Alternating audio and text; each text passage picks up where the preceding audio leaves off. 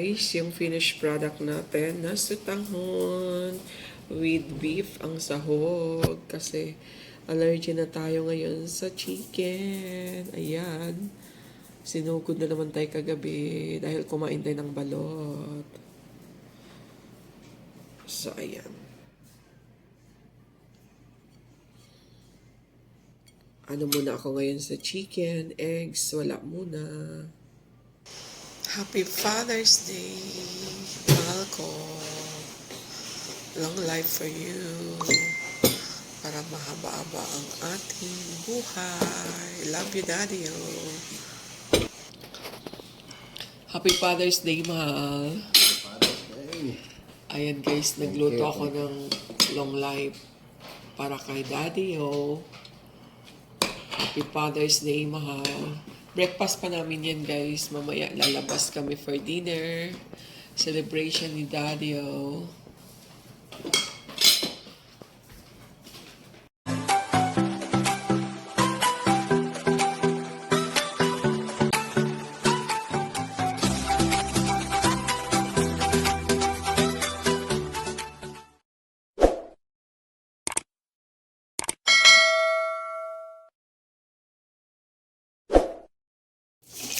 Ayan guys, Happy Father's Day sa lahat ng mga tatay. Quick cooking lang to guys, while natutulog pa si Daddy. Happy Father's Day, Daddy.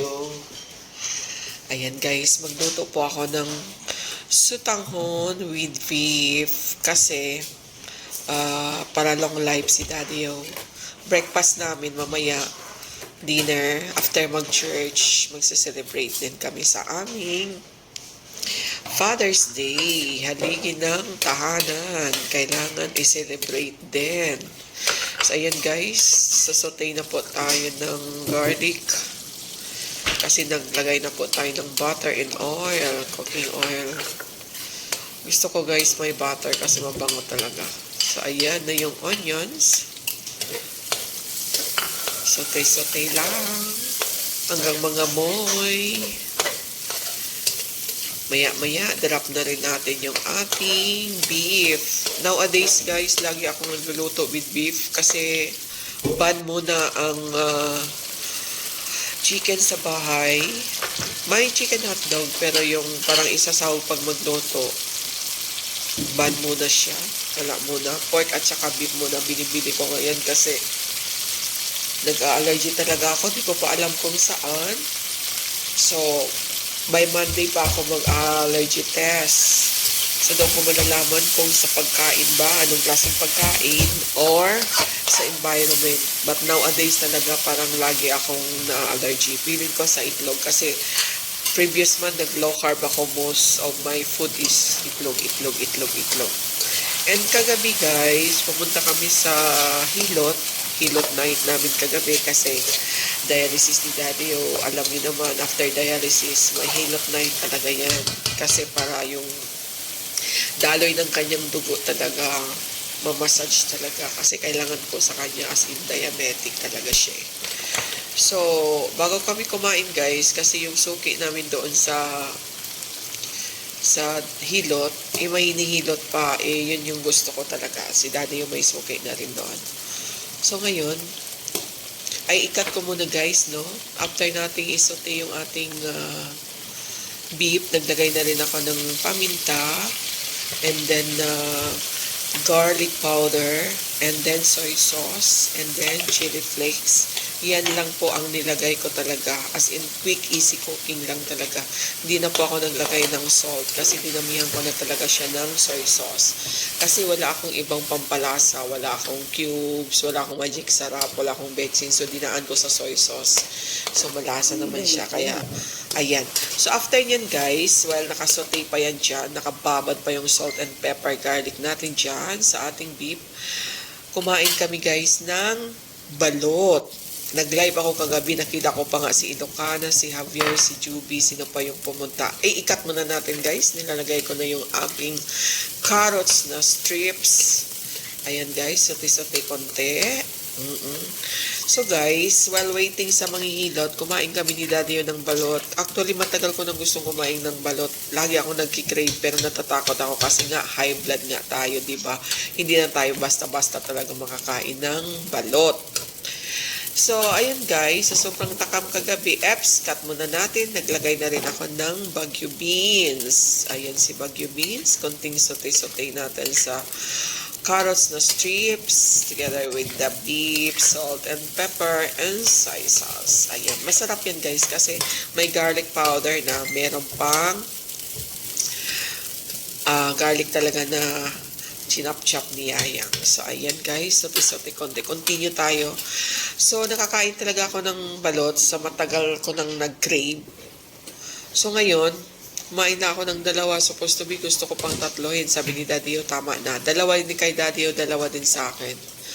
But, sad to say, cut muna natin. Ayan, nilalagay ko na po yung ating vermicelli na sutanghon na nakababad na po yan sa tubig. So, malambot na yan.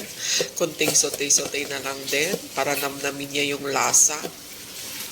And then, pwede na rin siyang dagdagan ng ating sunod na gulay. So, ayan guys, kumain ako ng dalawa. Enjoy, sarap. Thank you sa pumunta sa aking live kagabi kasi nag-live ako ng saglit while kumakain ng balot. Then, after, hinilot na kami. Pag uwi sa bahay, toothbrush, cleaning my face, and then, parang mag-higa na ako. Parang naging pa yung aking pakiramdam. Ba yung aking pakiramdam, naninigas na naman yung panga ko, yung mga sign talaga ng allergy kasi nasugod na rin ako ng allergy yung uminom ako ng wine. So, ginising ko na yung bunso kong anak kasi tulog na sabi ko, Nak, tawagan mo si kuya kung saan siya naka-duty kasi parang kailangan kong pumunta ng hospital, allergic na naman ako. Anong kinain mo mang? Sabi ko, balot, nagpahilo kami. Say, alam mo naman na allergy, ano ka ngayon, nasa stage ka ng allergy, di mo pa alam kung anong mga pagkain at unless maka-allergy test na. Sabi ko, yun, nag-crave ako. So, ayan guys, sumugod kami sa hospital. Kasi sabi ni kuya doon, sana sa kabilang hospital. Pero sabi niya, sige, dito na lang sa amin. Anyway, may mga basic na meds naman sila kasi maliit lang yung hospital saan naka-duty si Kuya cut na naman natin. Ayan, nilagay na po natin yung ating last na vegetable which is ang repolyo. Siyempre, hininaan na ang apoy. Kasi ang repolyo, konting langhap lang din yan sa init ng kawali. Maluluto na rin po. Ayan, sote-sote lang po tayo. Ayan. So, ayan guys. Siguro wala namang kaming 30 minutes doon. Naglagay si kuya dito sa ano ko. Kita nyo naman yung aking kamay. Merong parang galing sa ospital. Hindi ako pinainom ng oral. Yung diretso talaga dito. ABF ba tawag nun? Tapos siguro mga 30 minutes. Kaya okay na ako. Umuwi na kami kaagad din. Tapos, ayun. Puyat kagabi nung oras na nakatulog kasi takot pa lang akong tulog tapos si Daddy yung puyat din.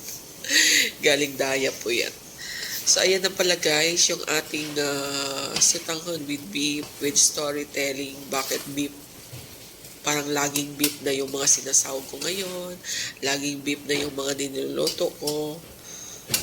Pork and beef na lang ang available sa bahay. Merong hotdog, chicken.